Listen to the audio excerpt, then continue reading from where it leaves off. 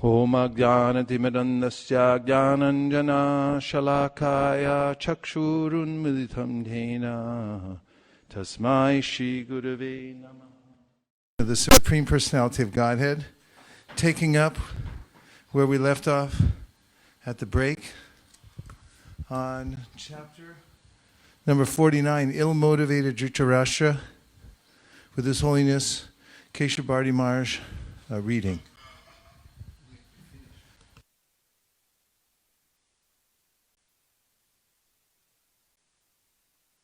Taking up, rather, at chapter 50, Krishna erects the Dwarka fort.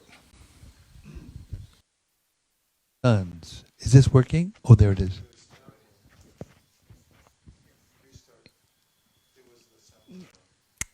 Take two. Krishna erects the Dwarka fort.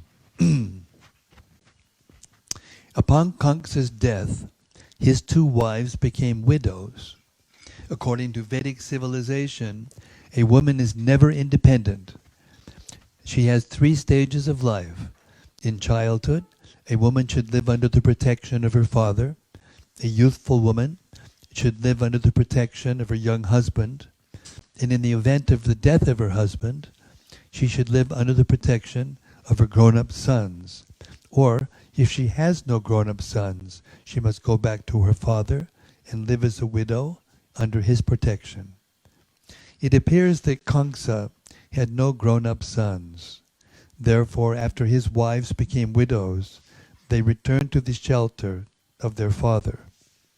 Kamsa had 2 queens, Asti and Prapti, and both happened to be the daughters of King Jarasandha, the lord of the Bihar province, known in those days as Magadha. After reaching home, the 2 queens explained their awkward position following Kamsa's death. The king of Magadha, Jarasandha, was mortified on hearing of the pitiable condition of his daughters. When informed of the death of Kamsa, Jarasandha decided on the spot that he would rid the world of all the members of the Yadu dynasty. He decided that since Krishna had killed Kamsa, the whole dynasty of Yadus should be killed. He began to make extensive arrangements to attack the kingdom of Mathura with his innumerable military phalanxes, consisting of many thousands of chariots, horses, elephants, and infantry soldiers. Jarasandha prepared 13 such military phalanxes to retaliate the death of Kamsa. Taking with him all his military strength, he attacked the capital of the Yadu kings, Mathura, surrounding it from all directions. Sri Krishna, who appeared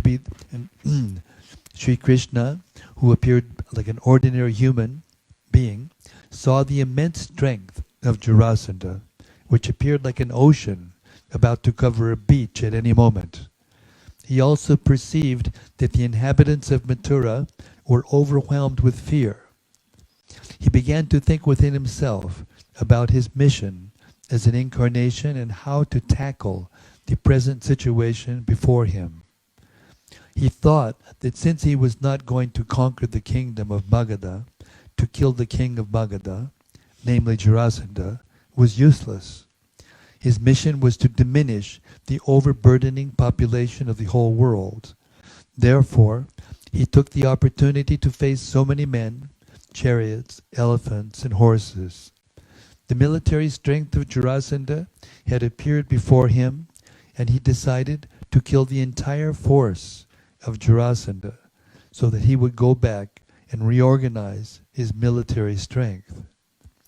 While Lord Krishna was thinking in that way, 2 beautiful chariots, fully equipped with drivers, weapons, flags, and other paraphernalia, arrived for him from outer space. Krishna saw the 2 chariots present before him and immediately addressed his elder brother Balaram, who was also known as Sankarshan. My dear elder brother, best among the Aryans, you are the Lord of the universe, and specifically, You are the protector of the Yadu dynasty. The members of the Yadu dynasty sense great danger before the soldiers of Jarasandha, and they are very much aggrieved. Just to give them protection, your chariot is also here, filled with weapons.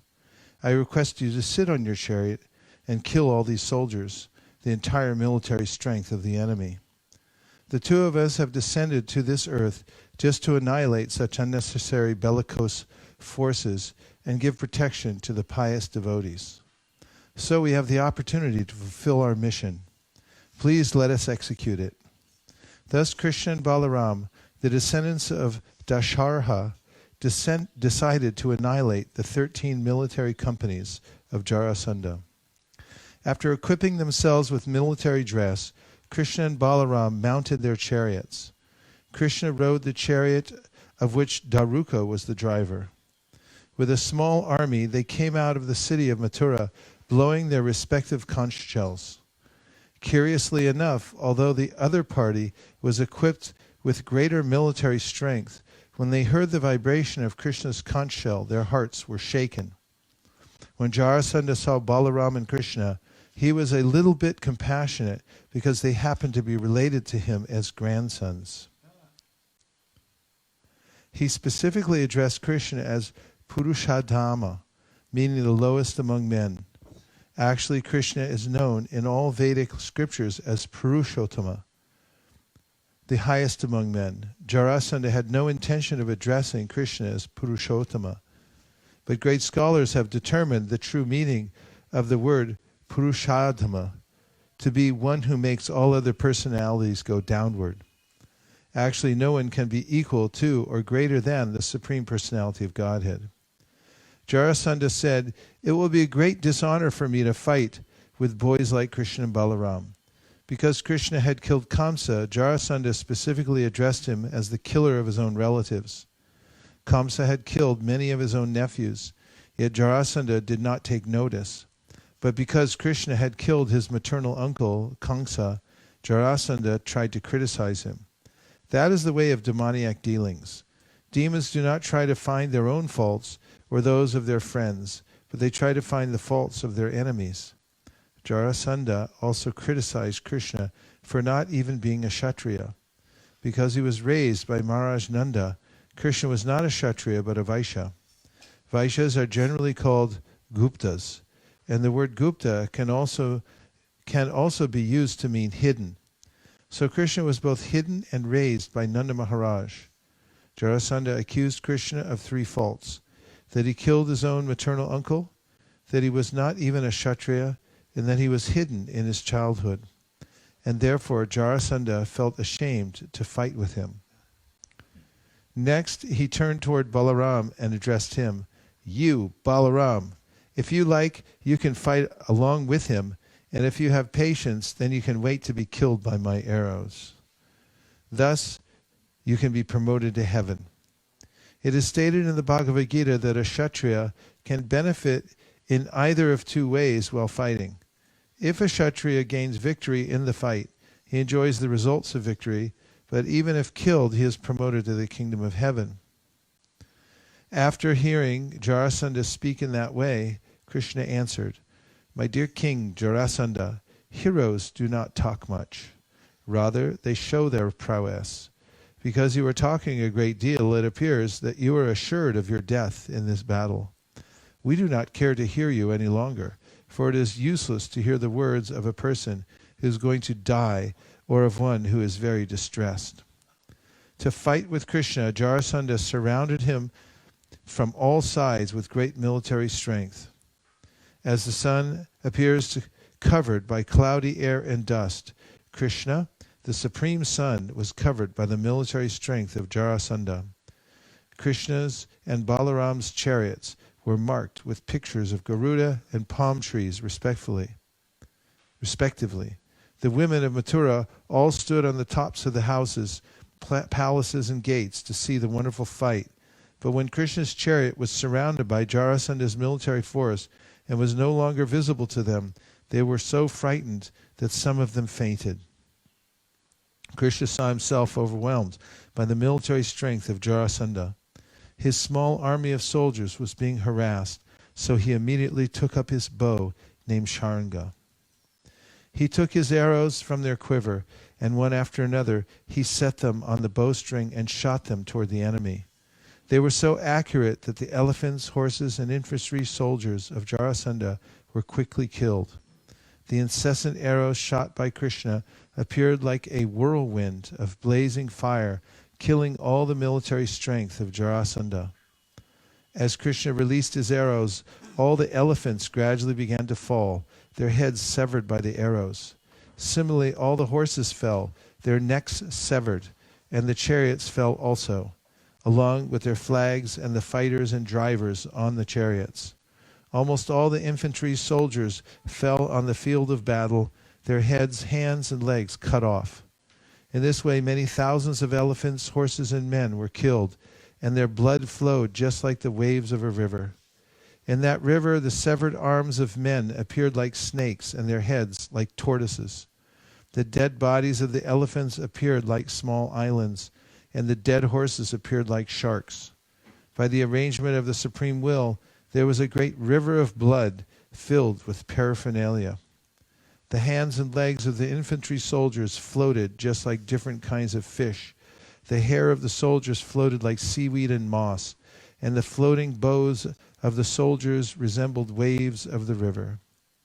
And all the jewelry from the bodies of the soldiers and commanders seemed like many pebbles flowing down the river of blood.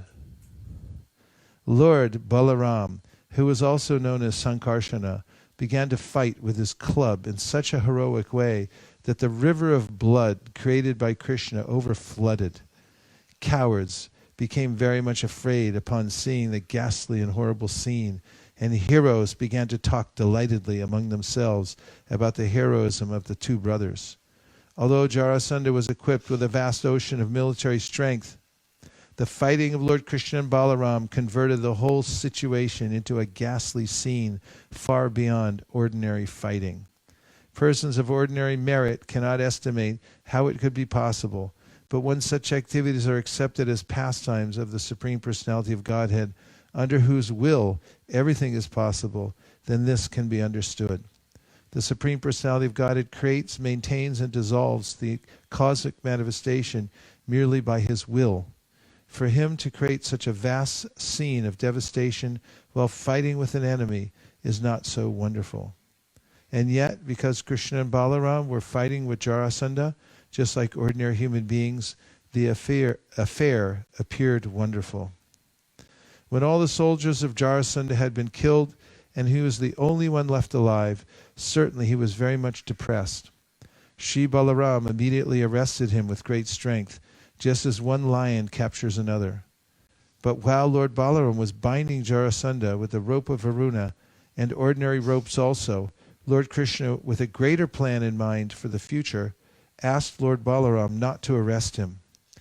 Krishna then released Jarasandha.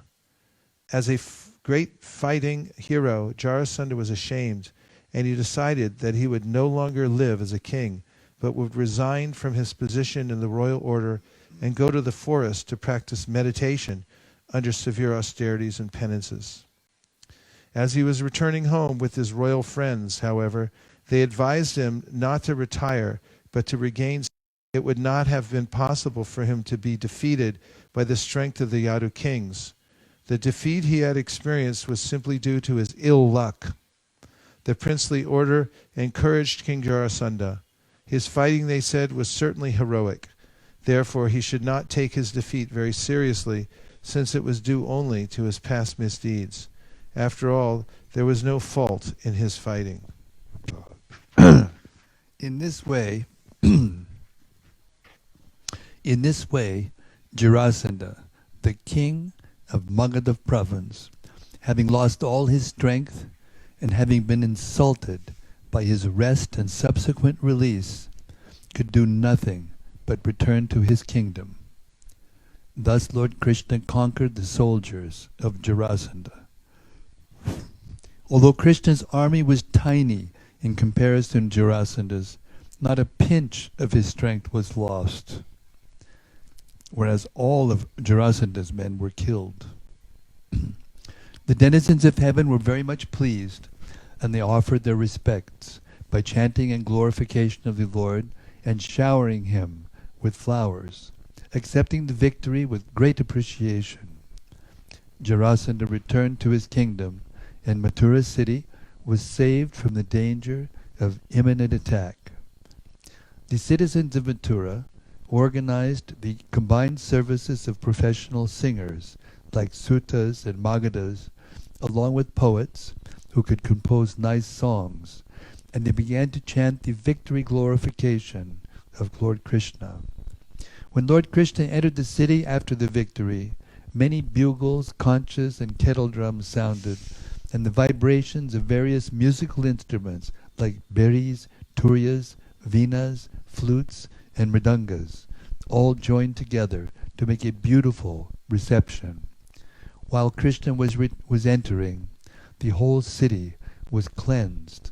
All the different streets and roads were sprinkled with water, and the inhabitants, being joyous, decorated their respective houses and shops with flags and festoons. The Brahmanas chanted Vedic mantras at numerous places. The people constructed road crossings and gates at entrances to lanes and streets. When Lord Krishna was entering the nicely decorated city of Mathura in a festive attitude, the ladies and girls of Mathura prepared different kinds of flower garlands to make the ceremony most auspicious. In accordance with the Vedic custom, they took yogurt mixed with fresh green grass and strewed it here and there to make the victory celebration even more auspicious. As Krishna passed through the street, all the ladies and women regarded him with eyes bright with great affection. Krishna and Balaram carried various kinds of ornaments, jewels, and other booty, carefully collected from the battlefield, and presented it all to King Ugrasena.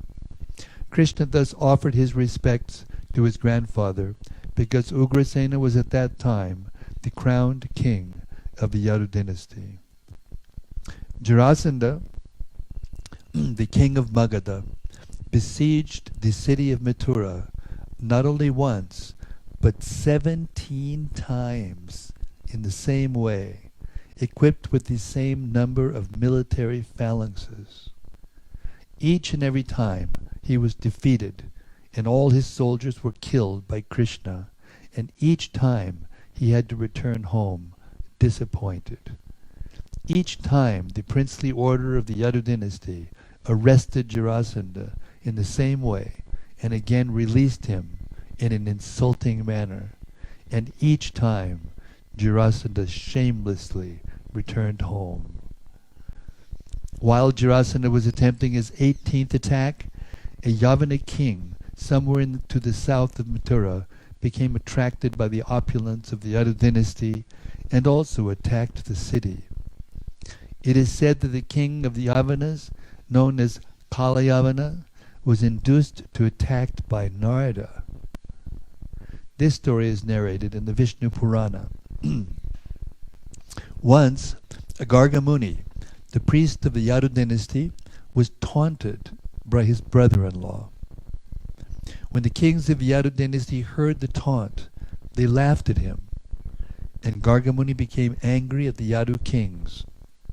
He decided that he would produce someone who would be very fearful to the Yadu dynasty, so he pleased Lord Shiva and received from him the benediction of a son. He begot this son, Kalayavana, and the wife of a Yavana king. This Kalayavana inquired from Narada, who were the most powerful kings in the world? Narada informed him that the Yadus were the most powerful. Thus informed, Kalayavana attacked the city of Mathura at the same time that Jarasandha had tried to attack it for the 18th time. Kalayavana was very eager to declare war on a king of the world who would be a suitable combatant for him, but he had not found any. However, being informed about Mathura by Narada, he thought it wise to attack this city with 30 million Yavana soldiers. You're keeping track, right? Keeping track?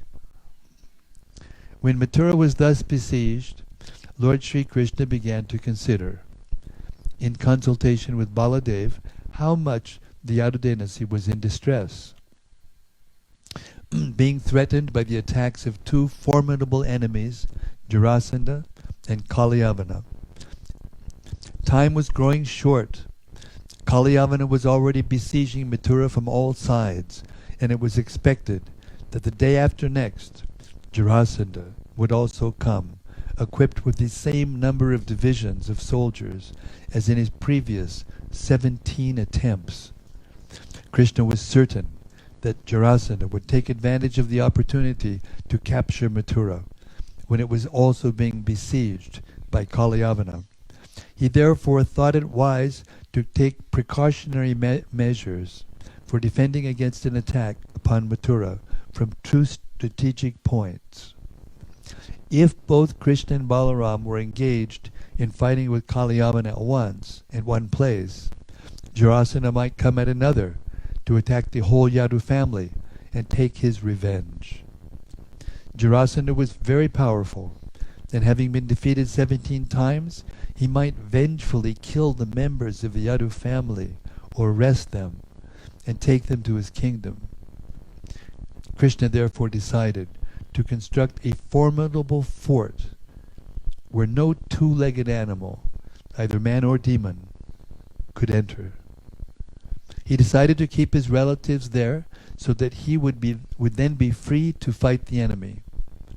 It appears that formerly Dwarka was also a part of the kingdom of Mathura.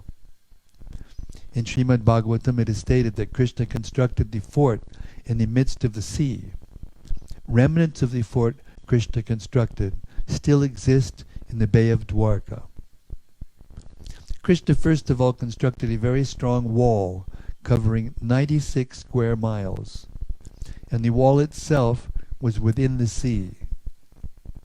It was certainly wonderful and was planned and constructed by Vishwakarma.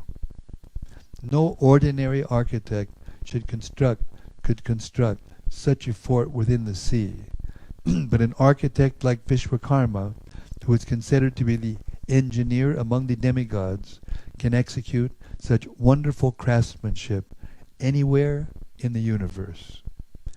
If huge planets can float in weightlessness in outer space by the arrangement of the Supreme Personality of Godhead, surely the architectural construction of a fort covering 96 square miles within a sea is not very wonderful.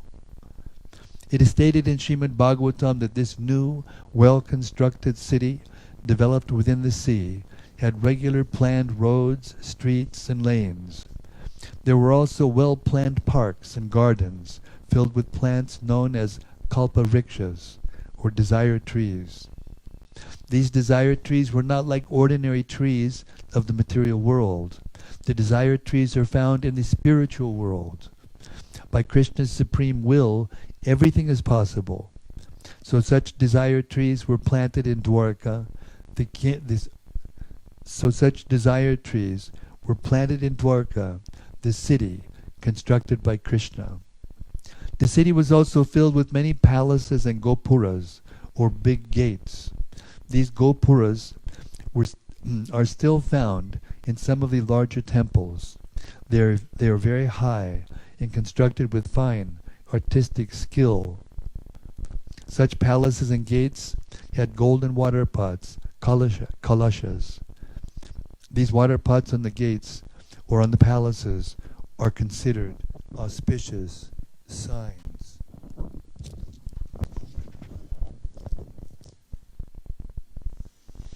Almost all the palaces were skyscrapers. In each and every house there were underground rooms containing big golden and silver pots for stocking grain. And there were many golden water pots within the rooms. The bedrooms were all bedecked with jewels, and the floors were mosaic pavements of Madakata jewels. The Vishnu deity worshipped by the descendants of Yadu was installed in each house in the city. The residential quarters were so arranged the different castes, Brahmanas, Kshatriyas, Vaishyas, and Shudras, had their respective quarters. It appears from this that the caste system mentioned in the Bhagavad Gita existed even at that time. In the center of the city was a residence made specifically for King Ugrasena. This was the most dazzling of all the houses. When the demigod Indra saw that Krishna was constructing a particular city of his own choice, he sent the celebrated Parijata tree of the heavenly planets to be planted in the new city. And he also sent a parliamentary house, Sudharma. The specific quality of this assembly house was that anyone participating in a meeting within it would overcome the influence of invalidity due to old age. The demigod Varuna presented a horse which was all white except for black ears, and which could run at the speed of the mind. Kuvera, the treasurer of the demigods, presented the art of attaining the 8 perfectional stages of material opulence. In this way, all the demigods began to present their respective gifts according to their different capacities. There are 33 million demigods, each entrusted with a particular department of universal management. All of the demigods took the opportunity of the Supreme Personality of Godhead's constructing a city of his own choice to present their respective gifts, making the city of Dwarka unique within the universe. This proves that while there are undoubtedly innumerable demigods, none of them is independent of Krishna. As stated in the Chaitanya Charitamrita, Krishna is the Supreme Master, and all others are his servants. So all the demigods took the opportunity to render service to Krishna when he was personally present within this universe. This example should be followed by all, especially those who are Krishna conscious, for they should serve Krishna by their respective abilities. When the new city was fully constructed according to plan, Krishna transferred all the inhabitants of Mathura and installed Sri Balaram as the city father. After this, he consulted with Balaram, and being garlanded with lotus flowers, but carrying no weapons, he came out of the city to meet Kaliyavana, who had already surrounded Mathura. Thus ends the Bhaktivedanta purport of the 50th chapter of Krishna. Krishna erects the Dwarka fort.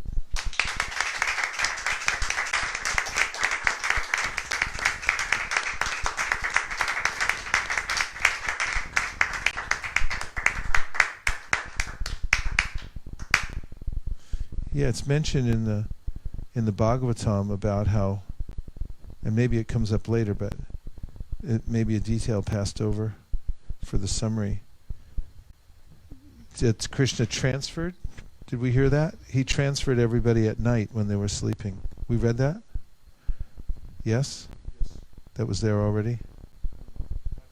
In the Bhagavatam. It says, after he erected Dwarka, just now coming?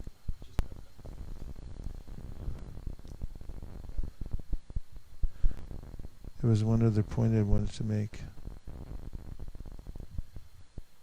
Any other points that'll expand, illuminate the conversation?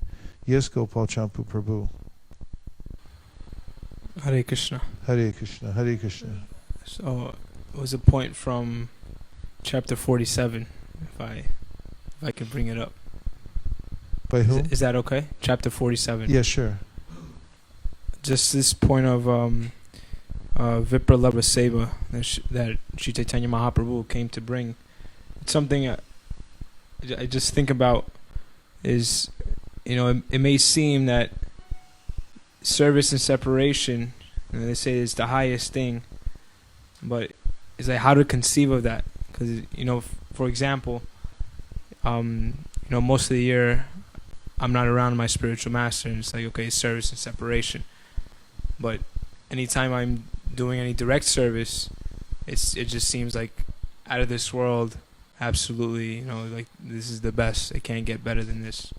So it's like, I don't know if that's a good comparison, but how to understand that.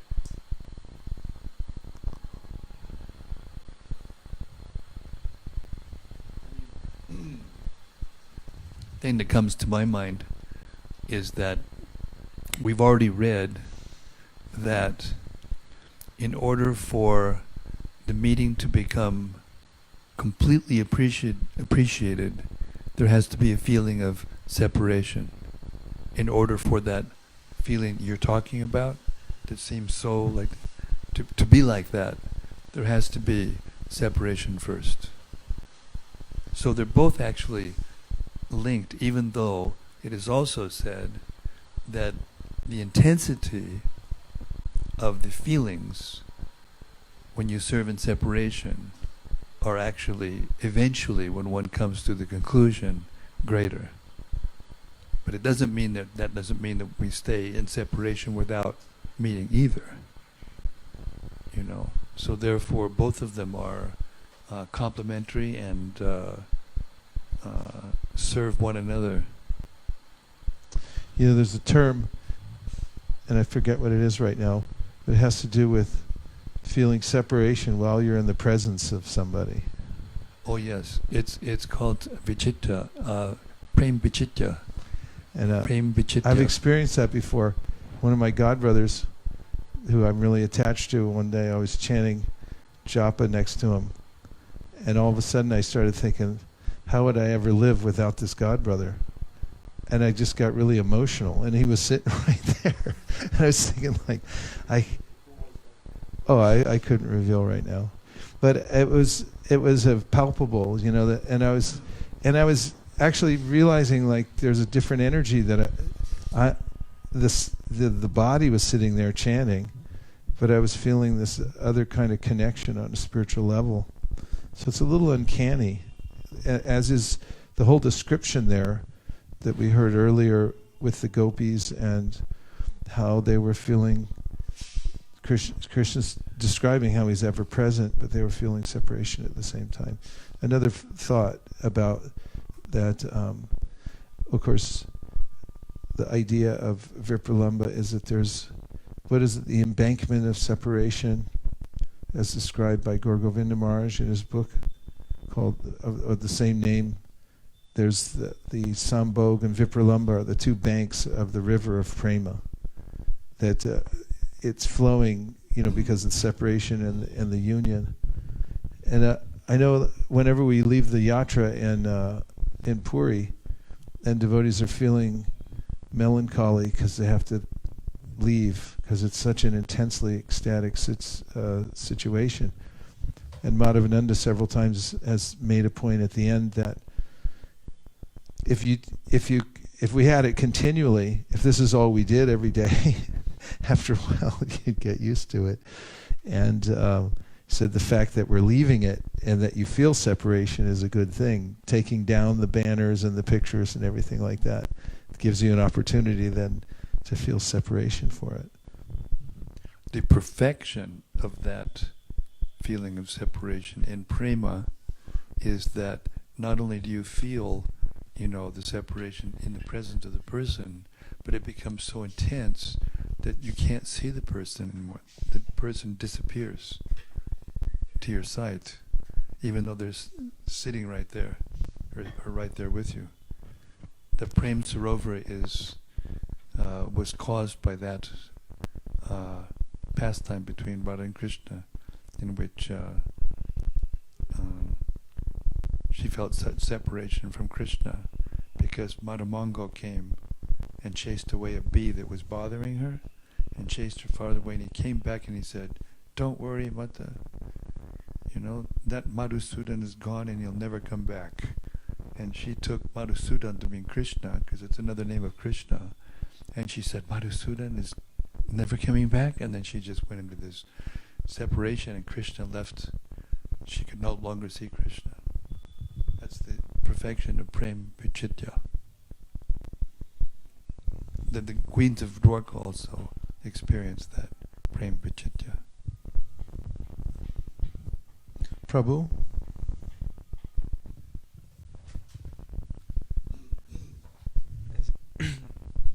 Is there a connection to this feeling of separation and connected to us and how we actually are separated from Krishna? We're in the material world. And it's different from necessarily the gopis highly elevated feelings of separation, but that feeling maybe is important for us in our sadhana.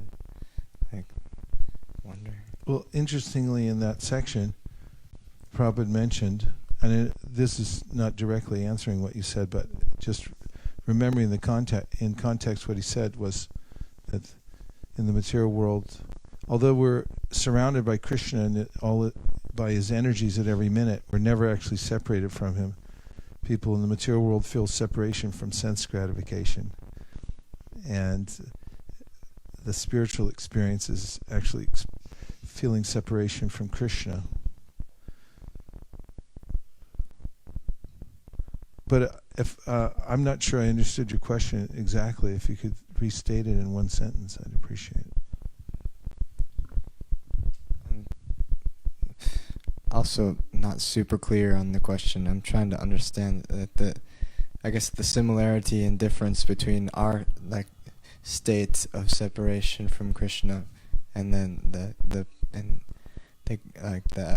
perfection of that, and how it relates to our sadhana of this feeling of separation. Well, it's to be developed. The more one actually becomes spiritually advanced, and the more one realizes one's dependence on Krishna, and the light's on, by the way, and it's separation is a pervasive mood for anyone who's advancing spiritually, and to the degree that one advances, one will experience that no matter where one is.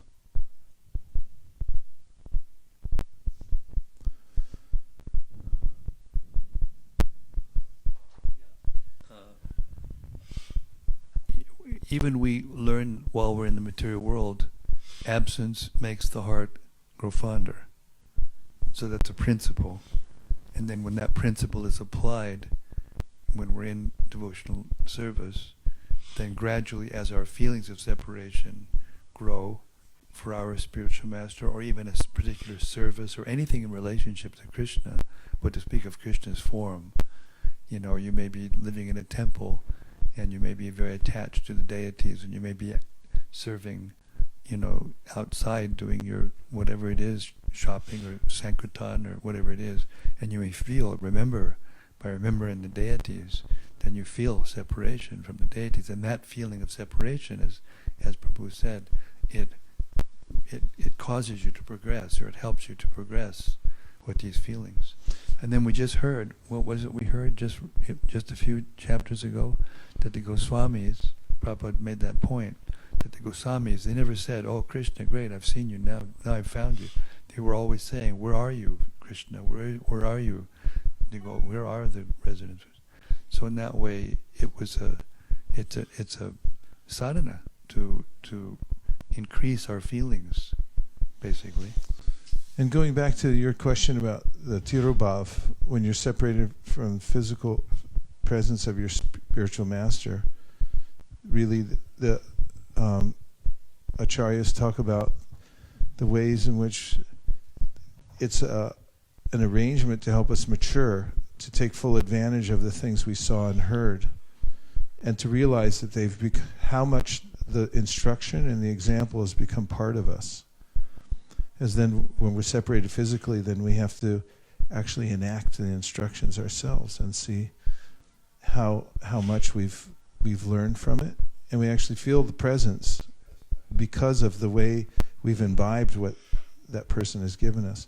I had an experience when Prabhupada left. I was in New York at 340 West 55th, and we were going out 5 days a week to LaGuardia, believe it or not, and 1 day a week to Kennedy and 1 day off. And every day we were praying for Prabhupada's health while we were on Sankirtan. And then we came home and we found out Prabhupada had left. And there were kirtans into the wee hours of the night. And I think we took rest at 2 a.m. or something like that. And then my Sankirtan partner, Pragosh, came up and he told me, this day of all the days, it's the most important day for us to go on Sankirtan. That was his words. And even though there were more things going to be going on in the temple, not celebrations, but observances. So we got suited up, and we went out to LaGuardia, feeling jagat shunya. The whole material world was empty. We were just sort of numb. And we drove out to LaGuardia, did our normal thing, got the boxes out of the back of the car, put them on the trolley, started going down the long conveyor belt. And I had a spot that I worked there every day. And I remember when I got up off the escalator, I put my box down, I stepped onto my spot, and all of a sudden I felt this amazing connection. It was like a wave that came through me that I'll never be separated from my spiritual master, because I'm going to hold on to this instruction. And paradoxically, I felt more connected at that second than I ever had before, because I realized the resolve that I had didn't go away, and that I always had his instruction and his example. And it was a kind of profound feeling of separation and union at the same time. So it's an uncanny way in which those feelings are juxtaposed, and that one supports the other, and that's why they're two banks of the river of love. Thank you so much. Can we have a little bit of a thank you for that? The deliverance of Muchukunda. He's the guy who broke my arm. When Krishna came out of the city, Kalayavana, who had never seen Krishna before, saw him to be extraordinarily beautiful, dressed in yellow garments. Passing through Kalayavana's assembly of soldiers, Krishna appeared like the moon in the sky, passing through the assembled clouds. Kalayavana was fortunate enough to see the lines of Srivatsa, a particular impression on the chest of Sri Krishna and the Kaustubha jewel he was wearing. Kalyavana saw, he's the son, that's what I wanted to go back to. He was the son of Gargamuni. Yeah. That is amazing. I mean, the very fact that, Gargamuni is so intimately connected with them, and then there was some taunting that went on, and the Yadu dynasty members laughed, so he said, okay, yeah, we'll see about that. And then he had some effective yajna with Lord Shiva so he could get a son. That's a lot of trouble to go to execute a grudge. And then he got this son named Kalyavana. And that's who's coming at him now, is a son of Gargamuni. Right? That's right. That is amazing, actually. And that's a pretty interesting storyline. Okay.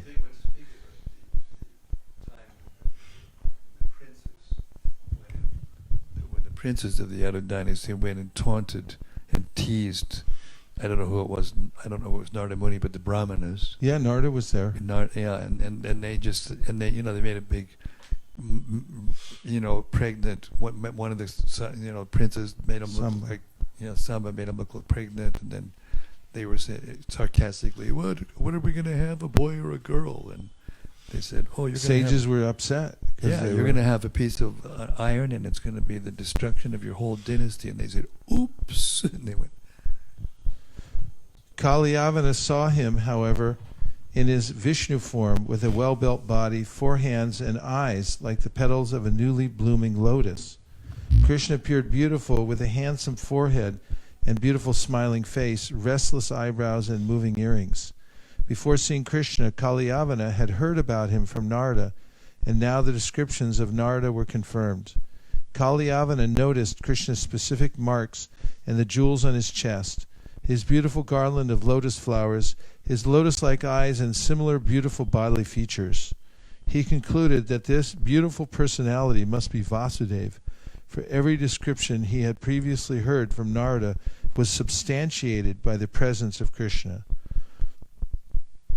Kalyavana, and that's the other thing, Narada told him to go. Go get him. Kalyavana was astonished to see Krishna passing through his army without any weapon in his hands and without any chariot. He was simply walking on foot. Kalyavana had come to fight with Krishna, and yet he had sufficient principles not to take up any kind of weapon. He decided to fight with him hand to hand. Thus he prepared to capture Krishna and fight. Krishna, however, went ahead without looking at Kalyavana. Kalyavana followed him with the desire to capture him, but in spite of his swift running, he could not capture Krishna. Krishna cannot be captured even by great yogis traveling at the speed of the mind. He can be captured only by those who follow the path of devotional service. And Kalyavana was not practiced in devotional service. He wanted to capture Krishna, and since he could not do so, he followed him from behind. Kalyavana began running very fast, thinking, "Now I am nearer. I will capture him." But he could not. Krishna led him far away and entered the cave of a hill. Kalyavana thought that Krishna was trying to avoid fighting him and was therefore taking shelter of the cave.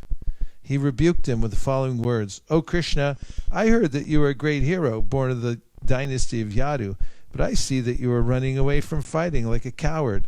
It is not worthy of your good name and family tradition." Kalyavana was following, running very fast, but he could still not catch Krishna because he was not freed from all contaminations of sinful life. According to the Vedic culture, anyone who does not follow the regulative principles observed by the higher caste, the Brahmanas, Kshatriyas, and Vaishyas, or even those observed by the lower class, the Shudras, the laborer class, the Shudras, is called the Mlecha or Yavana. The Vedic social situation is so planned that persons accepted as Shudras can gradually be elevated to the position of Brahmanas by the cultural advancement known as samskara, or the purificatory process. The verdict of the Vedic scriptures is that no one becomes a Brahmana or Mlecha simply by birth. By birth, everyone is accepted as a Shudra. One has to elevate himself by the purificatory process to the stage of Brahminical life. If he doesn't, if he degrades himself further, then he is called a Mlecha or Yavana. Kalyavana belonged to the class of Mlechas and Yavanas. Contaminated by sinful activities, he could not approach Krishna. The principles from which higher class men are restricted, namely illicit sex, indulgence, meat eating, gambling, and intoxication, are an integral part of the lives of the Mlechas and Yavanas. Being bound by such sinful activities, one cannot make any advancement in God realization.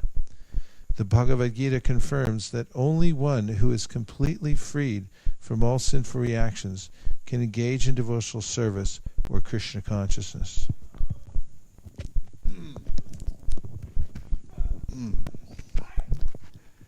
When Krishna entered the cave of the hill, Kalyavana followed, chastising him with various harsh words. Krishna suddenly disappeared from the demon's sight, but Kalyavana followed and also entered the cave. The first thing he saw was a man lying down asleep within the cave. Kalyavana was eager to fight with Krishna, but when he could not see Krishna, but instead saw only a man lying down, he thought that Krishna was sleeping within the cave. Kalyavana was very much puffed up and proud of his strength, and he thought Krishna was avoiding the fight. Therefore he strongly kicked the sleeping man, thinking him to be Krishna. Oops! The sleeping man had been lying down for a very long time.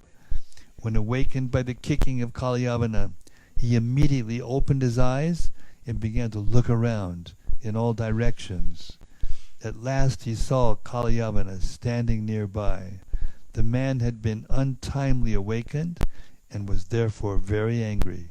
And when he looked upon Kalyavana in his angry mood, rays of fire emanated from his eyes, and Kalyavana burned to ashes within a moment.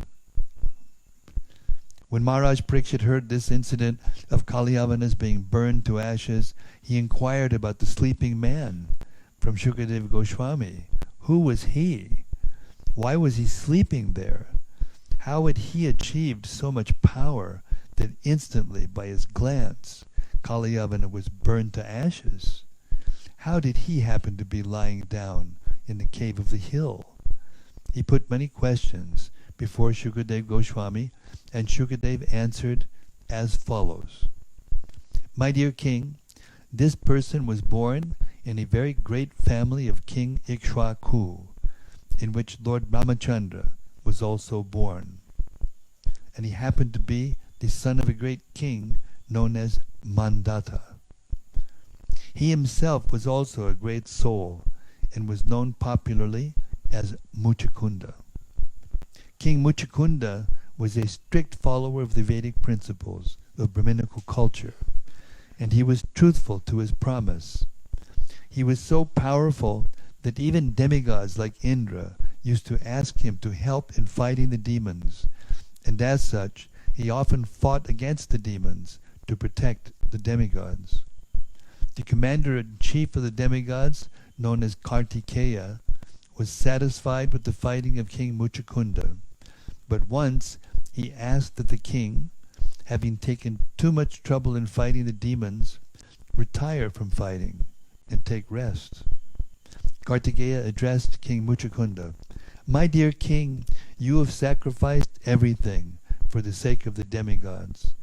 You had a very nice kingdom, undisturbed by any kind of enemy, but you left that kingdom, neglected your opulence and possessions, and never cared for fulfillment of your personal ambitions. Due to your long absence from your kingdom while fighting the demons, on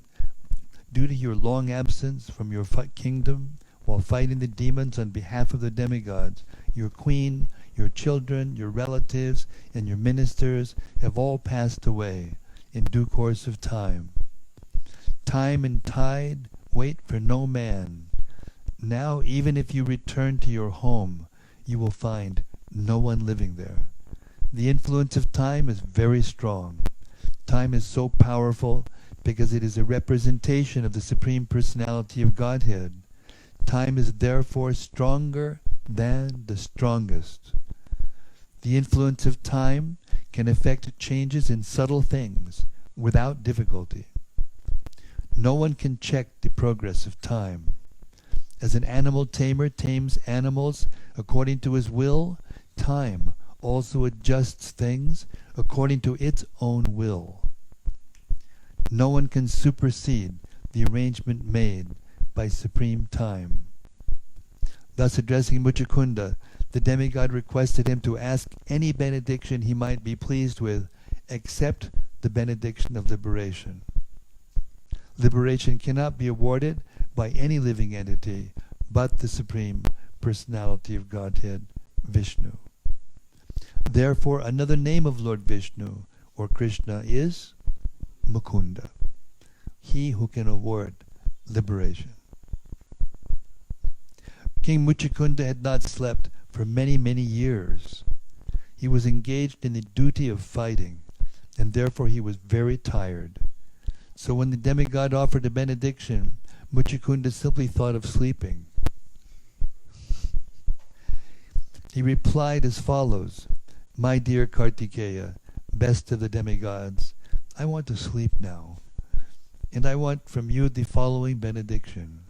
Grant me the power to burn to ashes by my mere glance anyone who disturbs my sleeping and awakens me untimely. Proofs of Krishna's omniscience.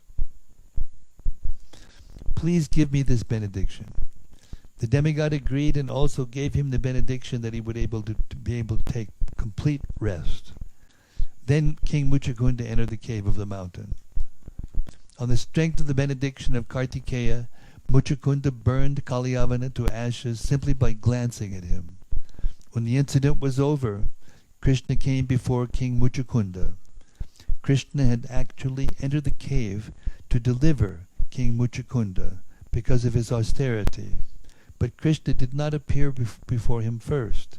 He arranged that first Kalyavana should come before him. That is the way of the activities of the Supreme Personality of Godhead. He does one thing in such a way that many other purposes are served. He wanted to deliver King Muchukunda, who was sleeping in the cave, and at the same time he wanted to kill Kalyavana, who had attacked Mathura city. By this action, he served all purposes. When Lord Krishna appeared before Muchukunda, the king saw him dressed in a yellow garment, his chest marked with the symbol of Shrivats, and the Kaustuba jewel hanging around his neck. Krishna appeared before him with 4 hands, as Vishnumurti, with a garland called Vaijayanti hanging from his neck down to his knees. He looked lustrous. His face was beautifully smiling, and he wore nice jeweled earrings on his ears. Krishna appeared more beautiful than a human can conceive. Not only did he appear in this feature, but he glanced over Muchukunda with great affection, attracting the king's mind. Although he was the Supreme Personality of Godhead, the oldest of all, he looked like a fresh young boy, and his movements were just like those of a free deer.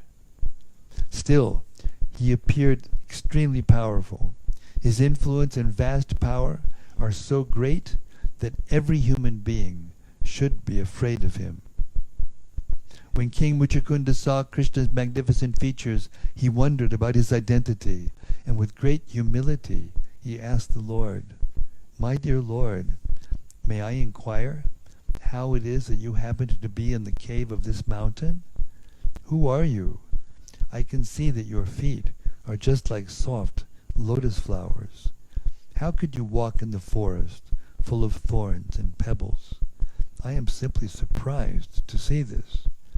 Are you not, therefore, the Supreme Personality of Godhead, the most powerful amongst the powerful? Are you not the original source of all illumination and fire?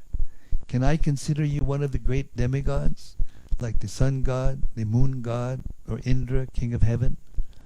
Or are you the predominating deity of some other planet?"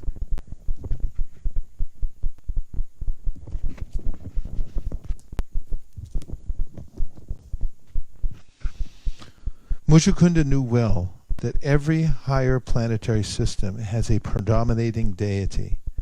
He was not ignorant like modern men who think that this planet Earth is full of living entities and all others are vacant.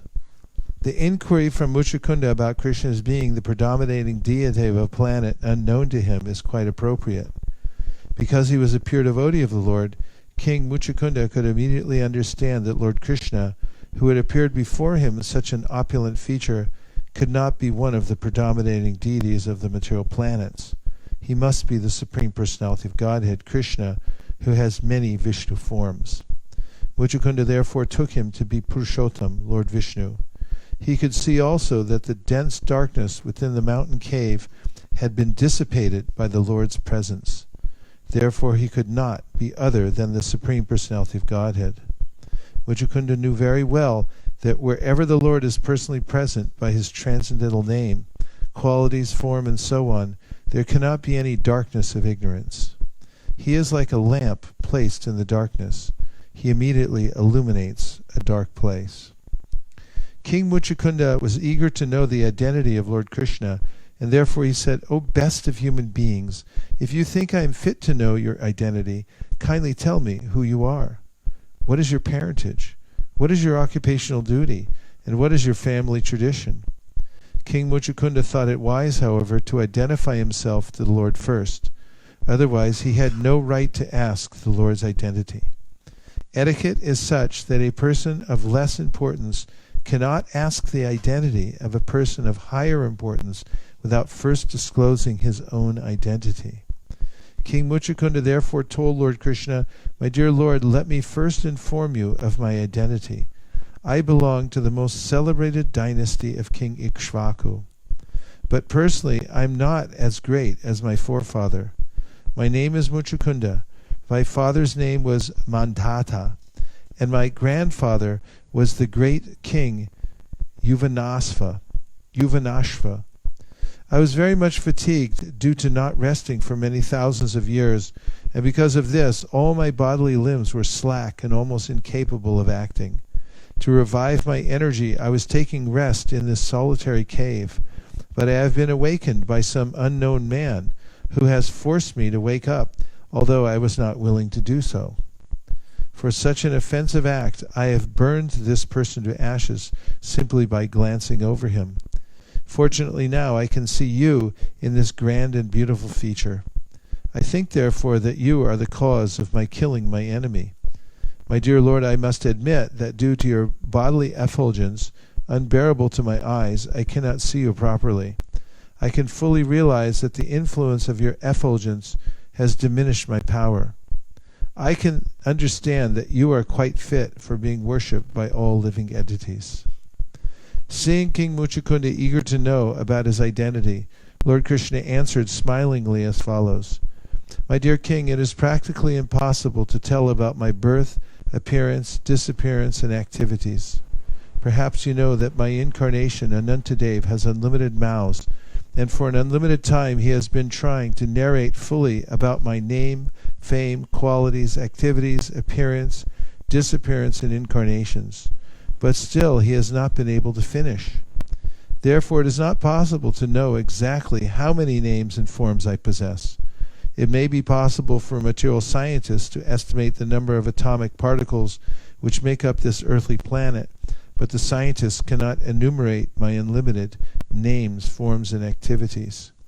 Many great sages and saintly persons have tried to list my different forms and activities, yet they have failed to make a complete list. But since you are so eager to know about me, I may inform you that I have now appeared on this planet just to annihilate the demoniac principles of the people in general and re-establish the religious principles enjoined in the Vedas. I have been invited for this purpose by Brahma, the superintending deity of this universe, and thus I have now appeared in the dynasty of the Yadus as one of their family members. I have specifically taken my birth as the son of Vasudeva in the Yadu dynasty, and people therefore know me as Vasudeva, the son of Vasudeva. You may also know that I have killed Kamsa, who in a previous life was known as Kalanemi, as well as Pralambasura and many other demons. They have acted as my enemies, and I have killed them. The demon who is present before you also acted as my enemy, and you have very kindly burned him to ashes by glancing over him. My dear Muchukunda, you are my great devotee, and just to show you my causeless mercy, I have appeared in this cave. I am very affectionately inclined toward my devotees, and in your previous life, before your present condition, you acted as my great devotee and prayed for my causeless mercy. I have therefore come to see you to fulfill your desire. Now you can see me to your heart's content. My dear king, now you may ask from me any benediction you wish, and I am prepared to fulfill your desire. It is my eternal principle that anyone who comes under my shelter must have all his desires fulfilled by my grace. It is my eternal principle that anyone who comes under my shelter must have all his desires fulfilled by my grace. I read the other day in the 7th canto, Prabhu said the best way to fulfill all one's desires is to surrender to Krishna. That's the proper way to do it. Because only Krishna knows how to completely fulfill all one's desires. An example elsewhere wasn't given in the 7th canto, but one that I've always appreciated was the story of Kardama Muni. And after he meditated for thousands of years and the Lord appeared out of compassion for him, and he offered his prayers, did the sage. Then he also said that he wanted a wife because he had been ordered to propagate, and the Lord said, "I already know that. Why wouldn't I know that?" And then it's mentioned that he left it up to the Lord, and Prabhupada mentions in the purport that this is the way to fulfill material desire. So it may be there, but you put it before the Lord and say, then you please make the proper arrangement, because who could make a better arrangement? And even then the Lord said, I already made the arrangement. And the Swayambhuvamana will be coming very soon with his wife and with his daughter, who was Devahuti. And when he came, then Swayambhuva, in presenting to the sage, apparently, I mean, it's possible that when he came there, the sage could say, nah, I changed my mind, I want to get married. Because sages could do that. But he said, did Swayambhuva, that if things come to you like this, by the Lord's arrangement, that it doesn't look very well if you reject them, and then later on you try to make your own arrangement. He said, then you won't look very good, because this is directly arranged by the Supreme Personality of Godhead. So you should take it. But just, this is one of the important principles that runs throughout all of the teachings from Bhagavad Gita, Srimad Bhagavatam. It's that surrender to Krishna. And that's one of the aspects of it, is not trying to take matters into one's own hands, leaving it to Krishna. And Jiva Goswami writes in one of his commentaries, I have the notations, that the devotees of the Lord, at every minute, they're aware of Krishna's proclamation in the Bhagavad Gita, that if one surrenders unto him, then Krishna will personally take care of that person. He says the devotees are always thinking of that and always depending on that in his life.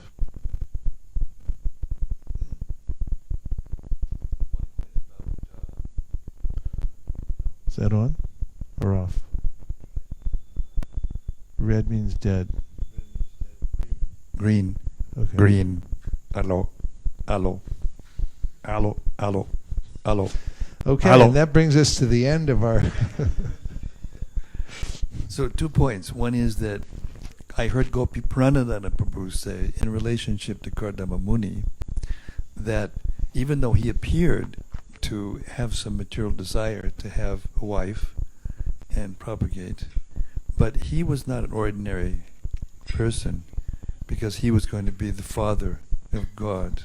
So you don't become the father of God just by becoming a great this or a great that. A very, very special personality. And the other point was that Rupa Goswami, in relation to your point, Rupa Goswami made the comment that if you want to if you want to live in the material world and not be influenced by the modes of material nature, then you must make it your ambition to serve Krishna.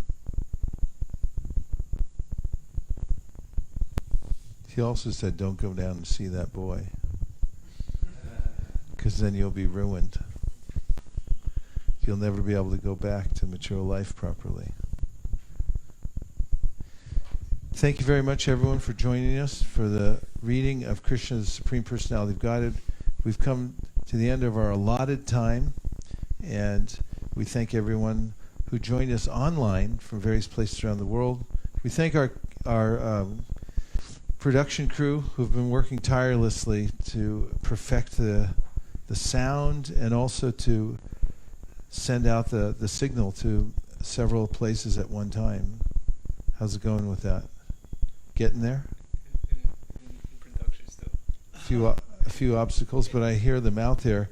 They're consulting with one another and trying to broadcast on multiple channels. How many channels are we on anyway now? Right now? Yeah. Right now it's on Facebook only. Facebook only. No YouTube? We want to try on 3 channels, but one of the obstacles we are facing is the stability. Right Stability. now Facebook is very stable, and we don't want to broadcast to multiple channels while making it somewhat unstable. That means that you have to come to Nishta before you can develop other kinds of relationships. Gaur Premanande. Om Namo Bhagavate Vasudevaya.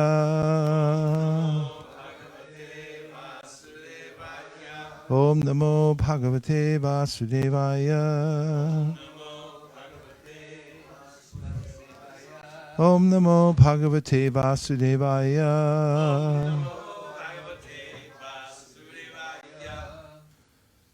You ready? We're continuing with our reading of Krishna, the Supreme Personality of Godhead. And where did we end up? On 51, the deliverance of Muchukunda? We're midway through, right? When Lord Krishna ordered King Muchukunda? Is that correct? We're taking up partway through to chapter 51. And Maharaj will read his invocation prayers later, is my prediction. When Lord Krishna ordered King Muchukunda. Sorry, we're starting in the middle. It's very rare, but it does happen. When Lord Krishna ordered King Muchukunda to ask a benediction from him, the king was joyful, and he immediately remembered the prediction of Gargamuni, who had foretold long before that in the 28th millennium of Vaivasvata Manu, Lord Krishna would appear on this planet. As soon as he remembered this prediction, he understood that the Supreme Person Narayan was present before him as Lord Krishna.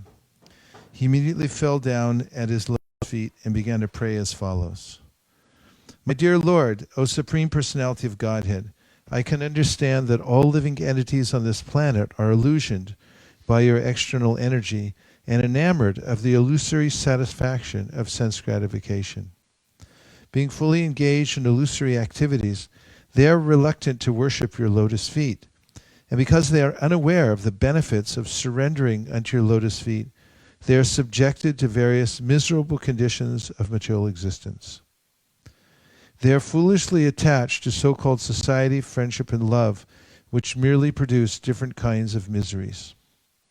Illusioned by your external energy, everyone, whether man or woman, is attached to this material existence, and all are engaged in cheating one another in a great society of the cheaters and the cheated. These foolish persons, not knowing how fortunate they are to have obtained this human form of life, are reluctant to worship your lotus feet. By the influence of your external energy, they are attached to the glare of material activities, to so-called society, friendship, and love, like dumb animals that have fallen into a dark well. The example of a dark well is given because in the fields there are many wells, unused for years and covered over by grass, and poor animals, not knowing of them, fall into them, and unless rescued, they die. Being captivated by a few blades of grass, the animals fall into a dark well and meet death. Similarly, foolish persons, without knowing the importance of the human form of life, spoil it simply for sense gratification without any useful purpose. My dear Lord, I am not an exception to this universal law of material nature. I am also a foolish person who has wasted his time, and my position is especially difficult. On account of my being situated in the royal order, I was more puffed up than ordinary persons. An ordinary man thinks he is the proprietor of his body or his family. But I began to think in this way on a larger scale. I wanted to be the master of the whole world. And as I became puffed up with ideas of sense gratification, my bodily concept of life became stronger and stronger. My attachment for home, wife, and children, for money and supremacy over the world became more and more acute. In fact, it was limitless. So I remained always attached to thoughts of my material living conditions. Therefore, my dear Lord, I wasted so much of my valuable lifetime with no benefit. As my misconception of life intensified, I began to think of this material body, which is just like a bag of flesh and bones, as the all-in-all. And in my vanity, I believed I had become the king of human society. In this misconception of bodily life, I traveled all over the world, accompanied by my military strength, soldiers, charioteers, elephants, and horses. Assisted by many commanders and puffed up by power, I could not trace out your lordship, who always sit within my heart as the most intimate friend. I did not care for you, and this was the fault of my so-called exalted material condition. I think that, like me, all living creatures are careless about spiritual realization and are always full of anxieties, thinking, what is to be done? What is next? But because we are strongly bound by material desires, we continue to remain in craziness. Yet in spite of our being so absorbed in material thought, inevitable time, which is only a form of yourself, is always careful about its duty, and as soon as the allotted time is over, your Lordship immediately ends all the activities of our material dreams. As the time factor, you end all our activities as a hungry black snake swiftly swallows up a small rat without leniency. Due to the action of cruel time, the royal body, which was always decorated with golden ornaments during life, and which moved on a chariot drawn by beautiful horses or on the back of an elephant nicely decorated with golden ornaments, and which was advertised as the king of human society, the same royal body decomposes under the influence of inevitable time and becomes fit for being eaten by worms and insects or the stool of an animal.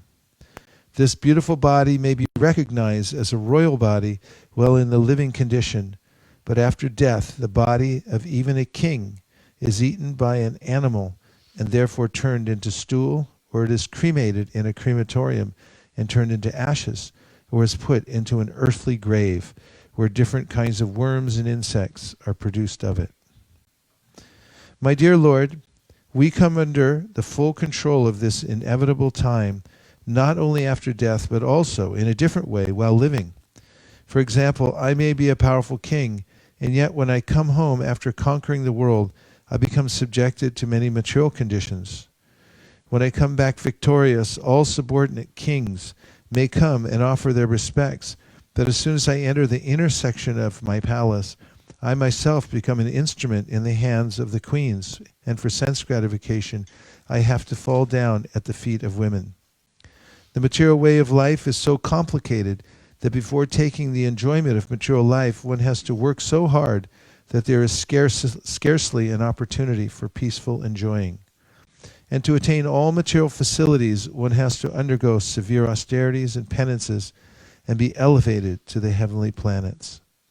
If one gets the opportunity to take birth in a very rich or royal family, even then he is always anxious to maintain the status quo and prepare for the next life by performing various sacrifices and distributing charity. Even in royal life, one is full of anxieties, not only because of political administration, but also in regard to being elevated to the heavenly planets.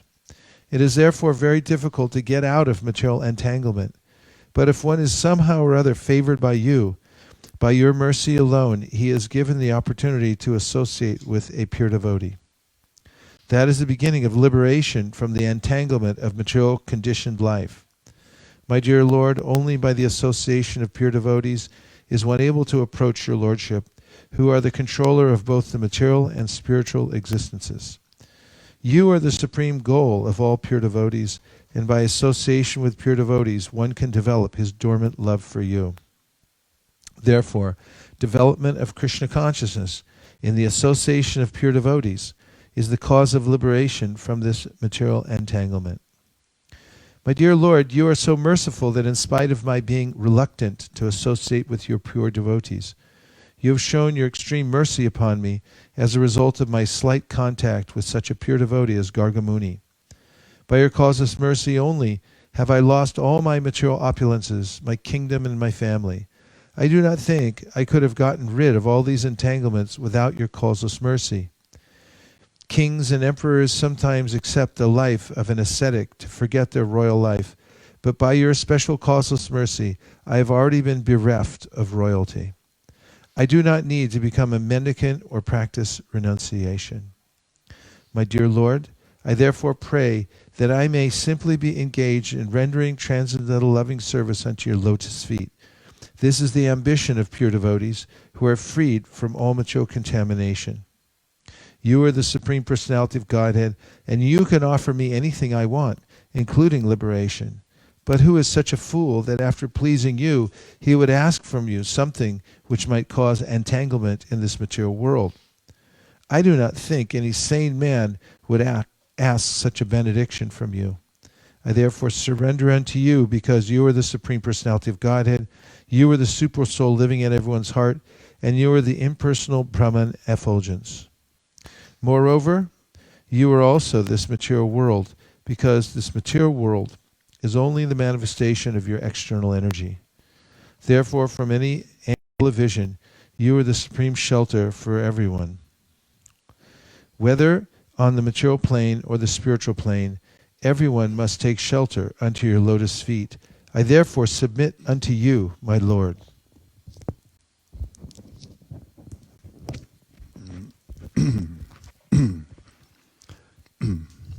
For many, many births, I have been suffering from the threefold miseries of this material existence.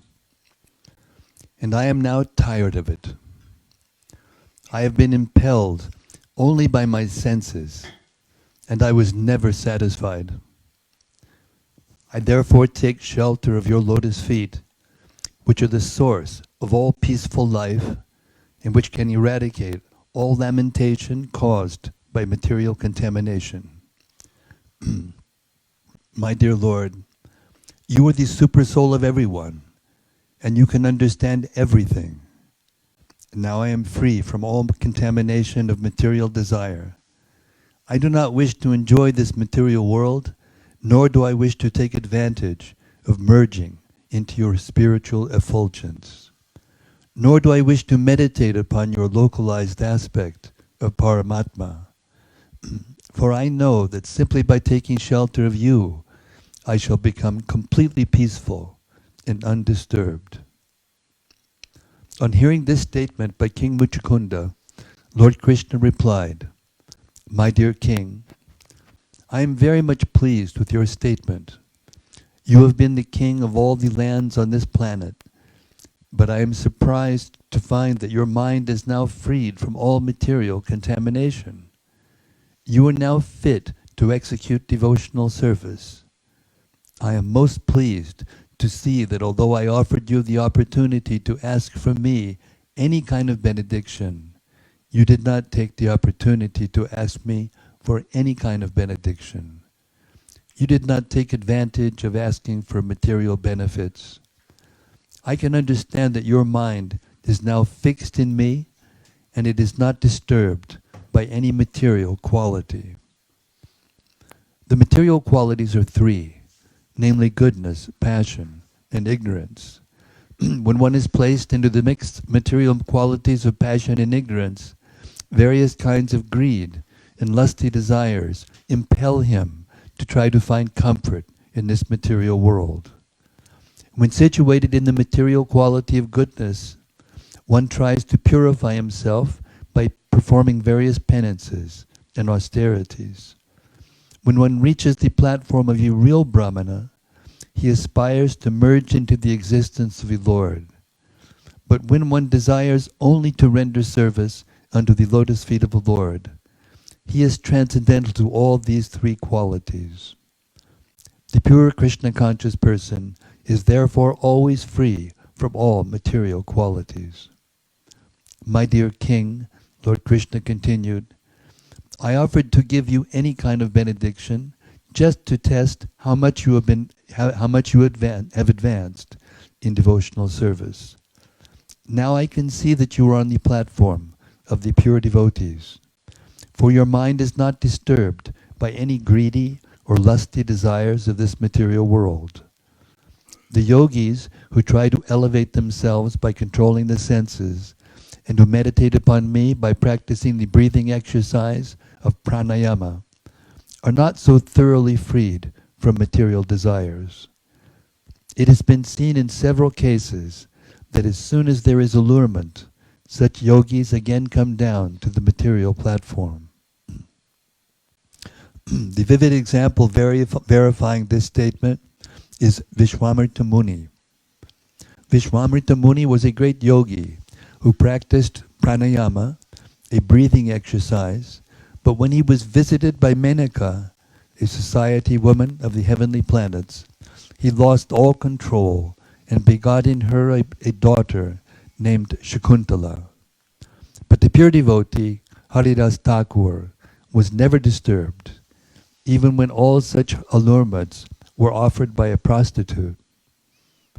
My dear king, Lord Krishna continued, I therefore give you this special benediction that you will always think of me. Thus you will be able to traverse this material world freely, without being contaminated by the material qualities.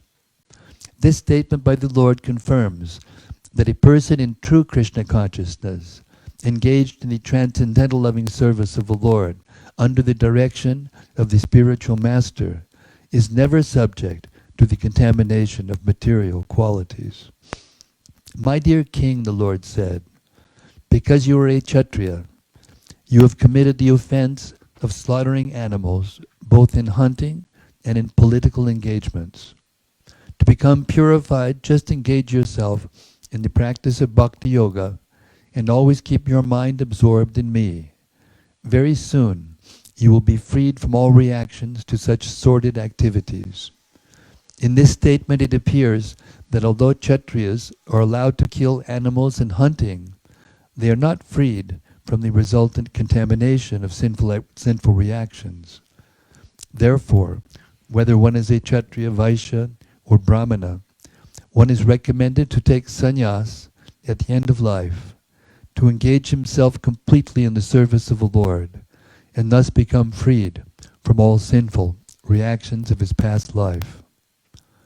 The Lord then assured King Muchukunda, in your next life, you will take your birth as a first-class Vaishnava, the best of Brahmanas, and in that life, your only business will be to engage yourself in my transcendental service. A Vaishnava is a first-class Brahmana, because one who has not acquired the qualification of a bona fide Brahmana cannot come to the platform of a Vaishnava. When one becomes a Vaishnava, he is completely engaged in welfare activities for all living entities. The highest welfare activity for living entities is the preaching of Krishna consciousness.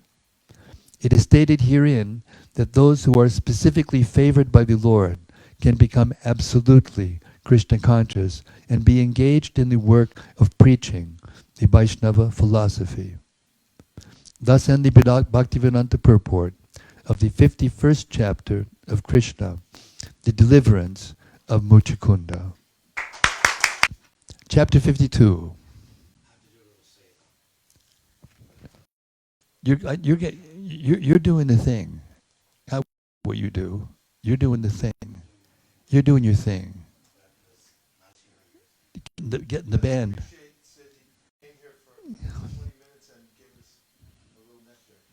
Haribol Sid. Sadhu, sadhu. Never before done the history of any religious process, documenting all the experiences of the devotees. Is so carefully throughout the years. Siddhanta will make it possible for people thousands of years from now to understand the intentions of those who began the early Krishna conscious movement. Thank you, Sid, for all the work that you do. One more time, Siddhanta. Jai Siddhanta Prabhu. Siddhanta Prabhu ki. Jai ho. Jai ho. Jai ho. Jai ho. Sadhu. Does everyone know how Divyanga Prabhu joined Krishna consciousness? Does everyone know that story? I think we're about Who to. does not know that story? All right, you have to get a hold of the Memories of Prabhupada books or DVDs.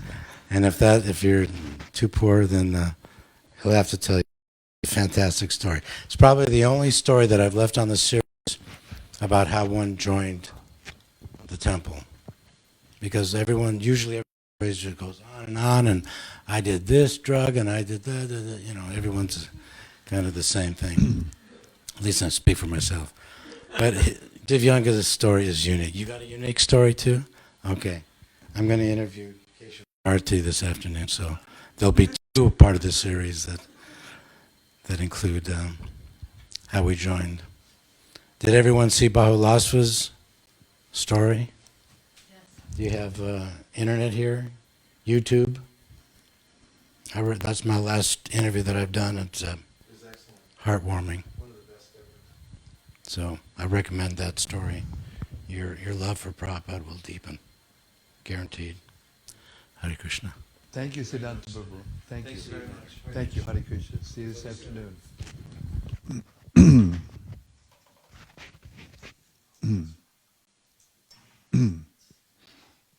Chapter 52. Krishna, the Ranchor.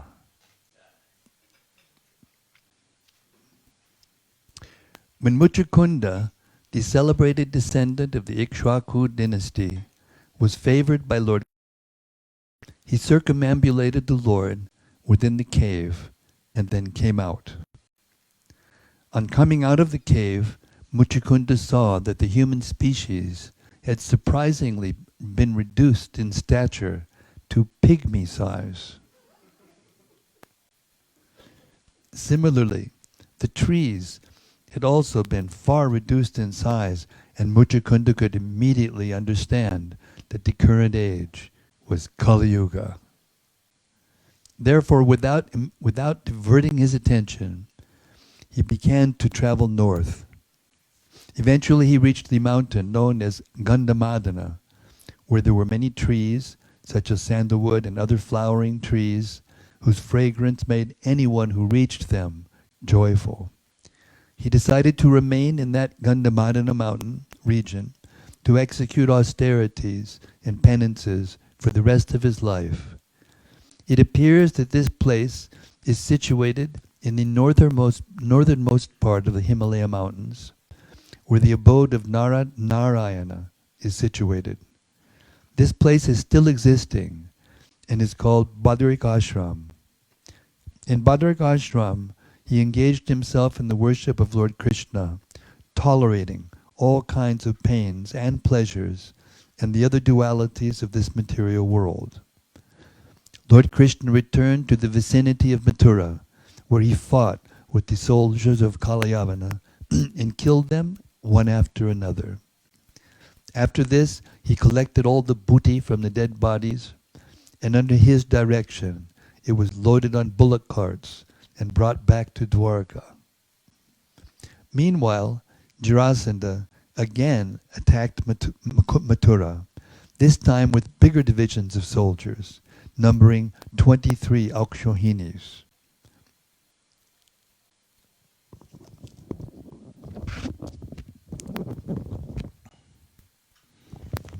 Lord Sri Krishna wanted to save Mathura from the 18th attack of the great military divisions of King Jarasandha, to prevent further killing of soldiers and to attend to other important business.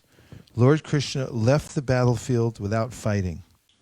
Actually, he was not at all afraid, but he pretended to be an ordinary human being frightened by the immense quantity of soldiers and resources of Jarasandha. Without any weapons, Krishna left the battlefield. Although his lotus feet were as soft as the petals of a lotus flower, he proceeded for a very long distance on foot. This time Jarasandha thought that Krishna and Balaram were very much afraid of his military strength and were fleeing the battlefield. He followed them with all his chariots, horses, and infantry. He thought Krishna and Balaram to be ordinary human beings, and he was trying to measure the activities of the Lord. Due to this pastime, Krishna is known as Ranchor, which means one who has left the battlefield. In India, especially in Gujarat, there are many temples of Krishna known as temples of Ranchorji. Ordinarily, if a king leaves the battlefield without fighting, he is called a coward.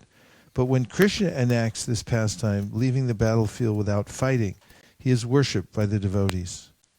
A demon always tries to measure the opulence of Krishna, whereas a devotee never tries to measure his strength and opulence, but always surrenders unto him and worships him. By following the footsteps of pure devotees, we can know that Krishna, the Ranchorji, left the battlefield not because he was afraid, but because he had some other purpose. The purpose, as it will be revealed, was to attend to a confidential letter sent by Rukmini, his future first wife. Krishna's leaving the battlefield is a display of one of his 6 opulences. Krishna is the supreme powerful, the supreme wealthy, the supreme famous, the supreme wise, and the supreme beautiful. Similarly, he is the supreme renouncer. Srimad Bhagavatam clearly states that he left the battlefield in spite of having ample military strength. Even without his militia, he alone would have been sufficient to defeat the army of Jarasandha, as he had done 17 times before. Therefore, his leaving the battlefield is an example of his supermost opulence, renunciation. After traversing a very long distance, the brothers pretended to become tired. To mitigate their weariness, they climbed up a mountain many miles above sea level. This mountain was called Pravarshana, due to constant rain, for the peak was always covered with clouds sent by Indra. Jarasandha took it for granted that the two brothers were afraid of his military power and had hidden themselves at the top of the mountain. First he tried to find them, searching for a long time, but when he failed, he decided to trap and kill them by setting fires around the peak. He therefore surrounded the peak with firewood and set it ablaze. As the fire spread more and more, Krishna and Balaram jumped from the top of the mountain down to the ground, a distance of 88 miles. Thus, while the peak was burning up, Krishna and Balaram escaped, unseen by Jarasandha or his men.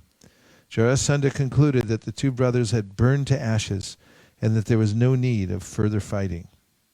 Thinking himself successful in his efforts, he left the city of Mathura and returned to his home in the kingdom of Magadha. Gradually, Krishna and Balaram reached the city of Dwarka, which was surrounded by the sea.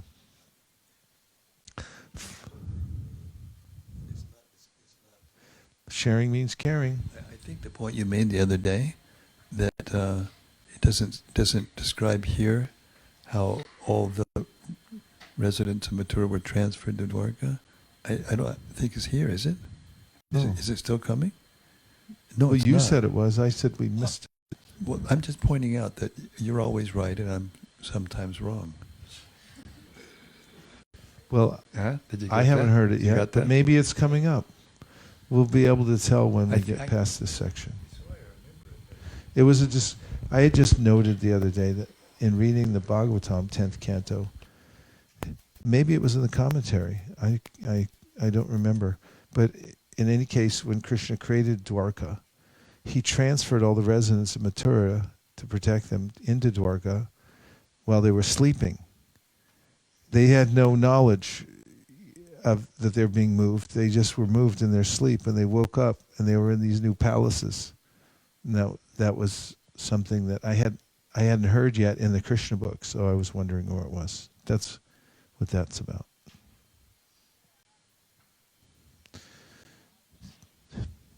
Following this, Sri Balaram married Revati, daughter of King Raivata, ruler of Anarta province. This is explained in the 9th canto of Srimad Bhagavatam. Baladev, Krishna married Rukmini. Rukmini was the daughter of King Bhishmaka, ruler of the province known as Garba. Just as Krishna is the Supreme Personality of Godhead, Vasudev, Rukmini is the Supreme Goddess of Fortune, Mahalakshmi. According to the authority of Chaitanya Charitamrita, the expansion of Krishna and that of Srimati Radharani are simultaneous.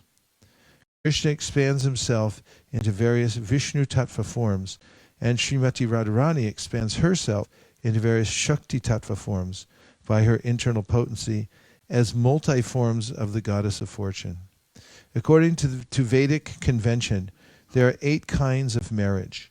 In the first-class marriage system, the parents of the bride and bridegroom are the marriage date. Then, in royal style, the bridegroom goes to the house of the bride, and in the presence of brahmanas, priests, relatives, the bride is given in charity to the bridegroom. Besides this, there are other systems, such as the Gandharva and Rakshasa marriages. Krishna married Rukmini according to the Rakshasa system, kidnapping her in the presence of his many rivals like Shishupal, Jarasandha, and Shalva. While Rukmini was being given in charity to Shishupal, Krishna snatched her from the marriage arena exactly as Garuda snatched a pot of nectar from the demigods. Rukmini, the only daughter of King Bhishmaka, was exquisitely beautiful. She was known as Ruchiranana, which means one who has a beautiful face expanded like a lotus flower. Ruchiranana. Ruchiranana. Devotees, we have a god sister named Ruchiranana.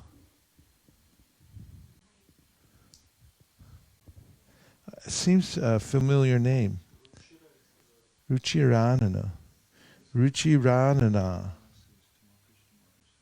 Okay, that solves the problem.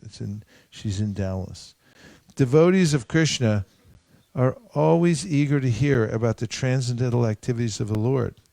His activities of fighting, kidnapping, and running away from the battlefield are all transcendental, being on the absolute platform, and devotees take a transcendental interest in hearing of them. The pure devotee does not make the distinction that some activities of the Lord should be heard and others avoided. There is, however, a class of so-called devotees known as Prakrita Sahajas, who are very much interested in hearing about Krishna's Rasa Leela with the gopis, but not about his fighting with his enemies. They do not know that his bellicose activities and his friendly activities with the gopis are equally transcendental, being on the absolute platform. All the transcendental pastimes of Krishna described in Srimad Bhagavatam are relished by pure devotees through submissive oral reception. They do not reject even a drop. The story of Krishna's marriage with Rukmini is described as follows. The king of Vidarbha, Maharaj Bhishmaka, was very qualified and devoted. He had 5 sons and only 1 daughter. The first son was known as Rukmi, the second Rukmarath, the third Rukmabahu, the fourth Rukmakesh, and the fifth Rukmamali. The brothers had 1 young sister, Rukmini. She was beautiful and chaste and was meant to be married to Lord Krishna. Many saintly persons in Narada Muni used to visit the palace of King Bhishmaka. Naturally, Rukmini had a chance to talk with them, and it is in this way she obtained information about Krishna. She was informed about the 6 opulences of Krishna, and simply by hearing about him, she desired to surrender herself to his lotus feet and to become his wife. Krishna had also heard of Rukmini. She was the reservoir of all transcendental qualities, intelligence, auspicious physical features, liberal-mindedness, exquisite beauty, and righteous behavior. Krishna therefore decided that she was fit to be his wife. All the relatives of King Bhishmaka decided that Rukmini should be given in marriage to Krishna, but her elder brother Rukmini, despite the desire of the others, arranged for her marriage with Shishupal, a determined enemy of Krishna. When the black-eyed, beautiful Rukmini heard of the settlement, she immediately became very morose. However, being a king's daughter, she understood political diplomacy and decided that there was no use in simply being morose. Some steps should be taken immediately. After some deliberation, she decided to send a message to Krishna, and so that she might not be deceived, she selected a qualified Brahmana as her messenger. Such a qualified Brahmana is always truthful and is a devotee of Vishnu. Without delay, she sent the Brahmana to Dwarka.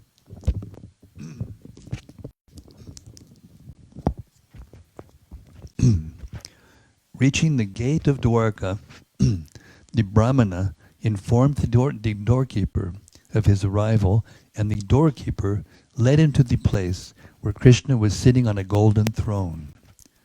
Since the Brahmana had the opportunity to be Rukmini's messenger, he was fortunate enough to see the Supreme Personality of Godhead, Krishna, the original cause of all causes.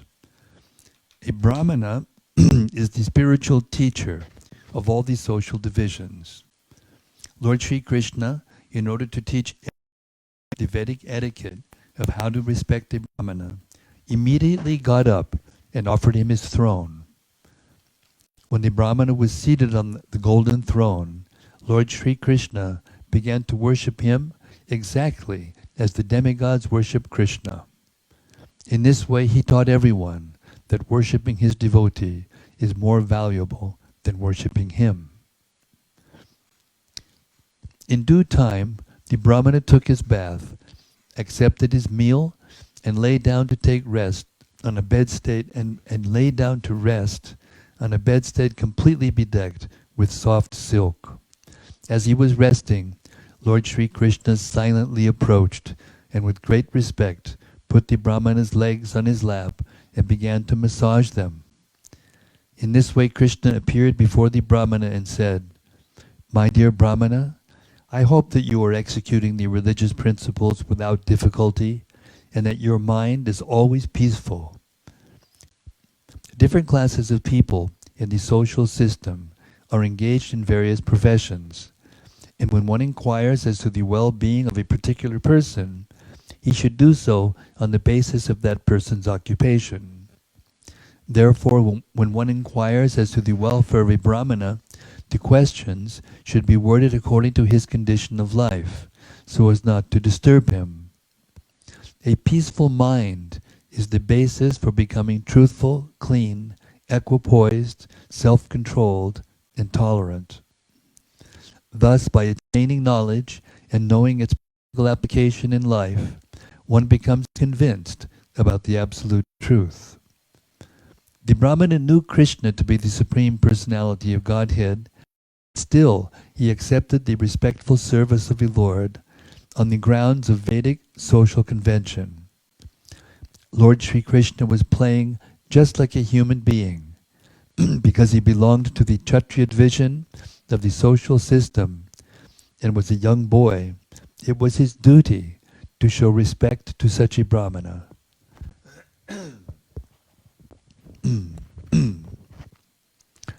Lord Krishna continued, "O best of all the Brahmanas, you should always remain satisfied, for if a Brahmana is always self-satisfied, he will not deviate from his prescribed duties. And simply by sticking to one's prescribed duties, everyone, especially a Brahmana, can attain the highest perfection of all desires. Even if a person is as opulent as the king of heaven, Indra, if he is not satisfied, he inevitably has to transmigrate from one planet to another.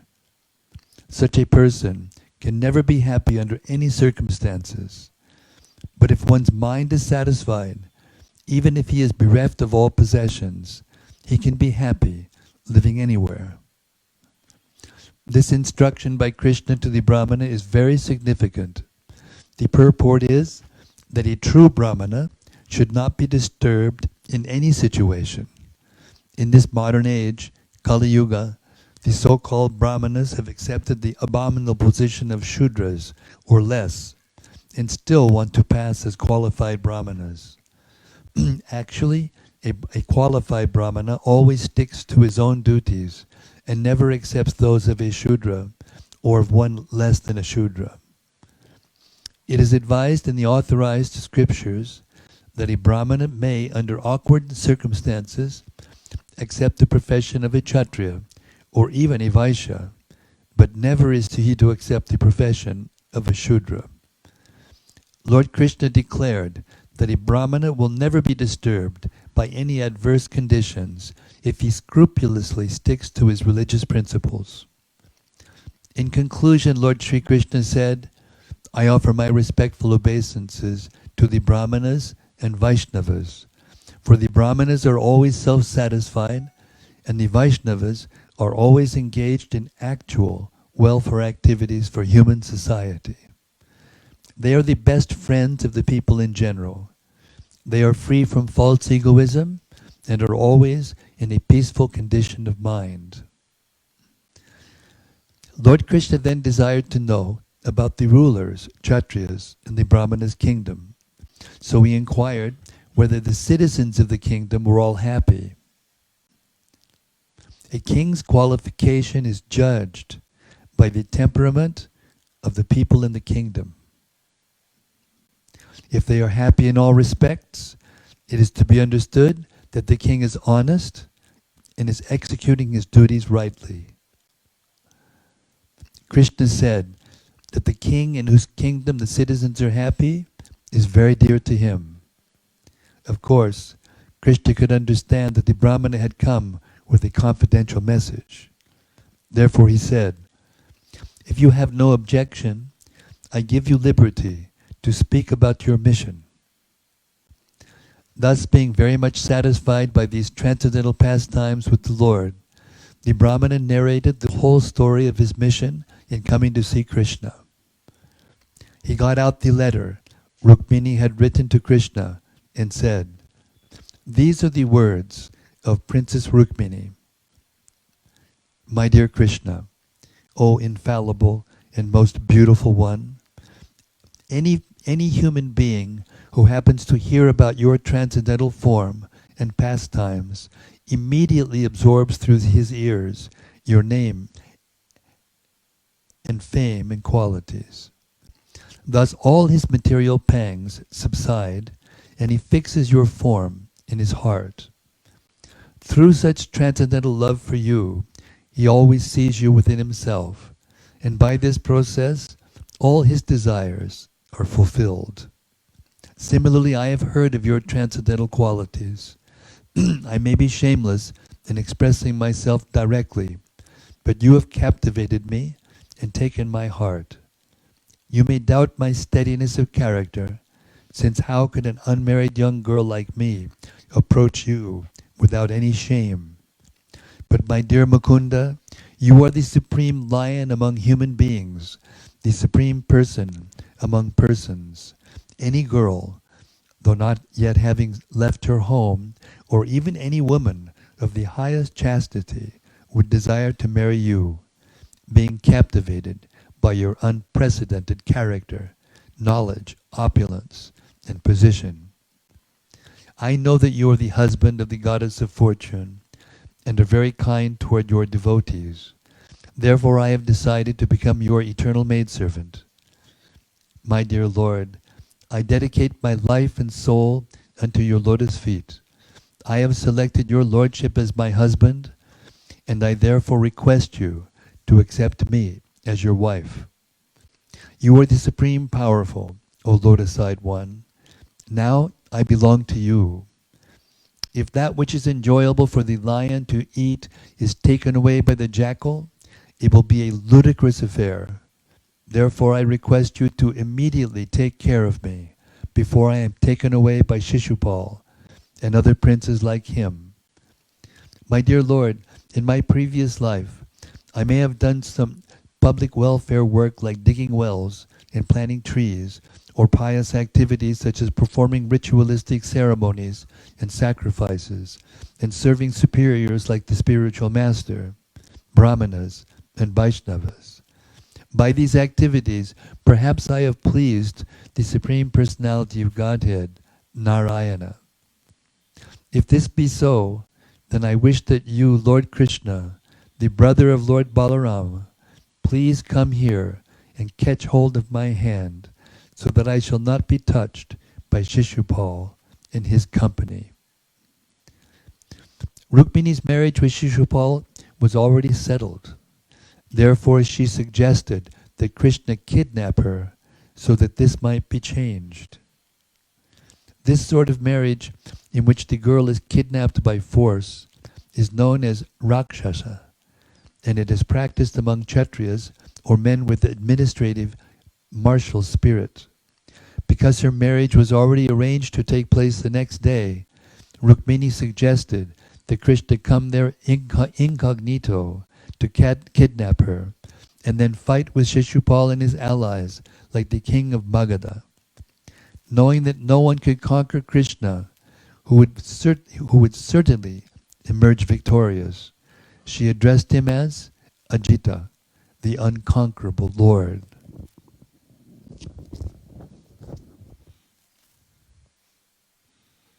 Rukmini told Krishna not to be concerned that the fighting would take place within the palace, and that many of her family members, including other women, might thus be wounded or even killed. As the king of a country thinks of diplomatic ways to achieve his object, Rukmini, being the daughter of a king, was diplomatic in suggesting how this unnecessary and undesirable killing could be avoided. She explained that it was the custom of her family to visit the temple of goddess Durga, their family deity, before a marriage. The Kshatriya kings were mostly staunch Vaishnavas, worshipping Lord Vishnu in either the Radha Krishna or Lakshmi Narayana form. Still, for their material welfare, they used to worship goddess Durga. They never made the mistake, however, of accepting the demigods as the Supreme Lord on an equal level of Vishnu Tattva, as do some less intelligent men. To avoid the unnecessary killing of her relatives, Rukmini suggested that it would be easiest for him to kidnap her while she was either going from the palace to the temple or else returning home. She also explained to Krishna why she was anxious to marry him, even though her marriage was to take place with Shishupal, who was also qualified, being the son of a great king. Rukmini said that she did not think anyone was greater than Krishna, not even Lord Shiva, who is known as Mahadev, the greatest of all demigods. Lord Shiva also seeks the pleasure of Lord Krishna in order to be delivered from his entanglement in the quality of ignorance within the material world. Although Lord Shiva is the greatest of all great souls, Mahatmas, he keeps on his head the purifying water of the Ganges, which emanates from a hole in this material universe made by the toe of Lord Vishnu. Lord Shiva is in charge of the material quality of ignorance, and to keep himself in a transcendental position, he always meditates on Lord Vishnu or Krishna, and always tries to purify himself with the water of the Ganges. Therefore, Rukmini knew very well that obtaining the favor of Krishna was not easy. Since even Lord Shiva must purify himself for this purpose, surely it would be difficult for Rukmini, who was only the daughter of a Kshatriya king. Thus she desired to dedicate her life to observing severe austerities and penances such as fasting and going without bodily comforts. If it were not possible in this lifetime to gain Krishna's favor, these activities, she was prepared to die from such austerities and to undergo similar difficulties lifetime after lifetime. In the Bhagavad Gita, it is said that pure devotees of the Lord execute devotional service with great determination. Such determination, as exhibited by Rukmini Devi, is the only price for purchasing Krishna's favor. One should be strongly determined in Krishna consciousness, and that is the way to ultimate success. After relaying Rukmini Devi's statement to Krishna, the Brahmana said, "My dear Krishna, chief of the Yadu dynasty, I have brought this confidential message for you from Rukmini. Now it is placed before you for your consideration. After due deliberation, you may act as you please. But if you want to do something, you must do it immediately. There is not much time left for action." Thus ends the Bhaktivedanta purport of the 52nd chapter of Krishna, Krishna the Rancher. Nachariyar Marman, Nachariyar Marman, Nachariyar Marman, Nachariyar Marman, hey, Nachariyar Marman, Nachariyar Marman, Nachariyar Marman, Nachariyar Marman.